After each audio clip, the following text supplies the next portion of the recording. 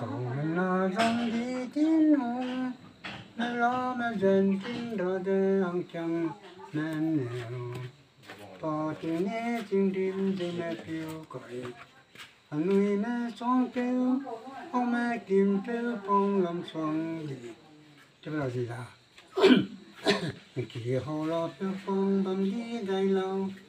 cái đó mẹ mẹ để về con tum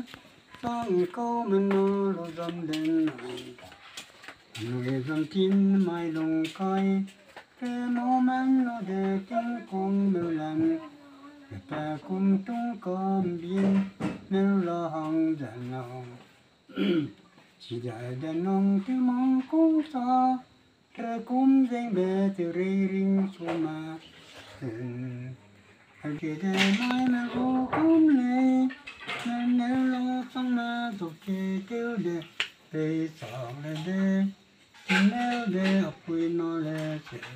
đồ hơn những cái bom phải đòn qua cái bom đi để học quy nó còn cái heo cái bom lên ra đi xong mà đi tìm mình xong xong để cho dương con nói nông kỳ để cứ kỳ lệ mong mà số phui rong tên ru lệ để ru bom để thì lệ nu mong ra hăng si hăng đó phải bu hăng để tâm xuân để lêu son nó cứng để perim tình mà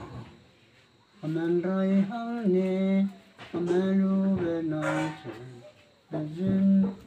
anu kun nan dai chen ne de pulu lo long ting long kai ap na kang den ui ri leo kang ten budi bureng bui dong dong ga sakum ro long ga chim kamen noi kêu hôm nay thì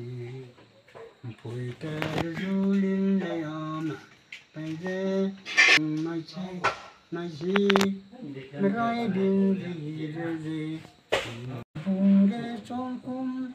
xiang pring tiêu cái bom lồng ra cho gió đè trong tim mới lại nang cái ca cái cam sắn để mang ngại dù lang lê trong đầm chơi phải lúc cả là ra từ nhà danh y lối tôi hồn mà bồi đàn những tôi riêng tôi phong đề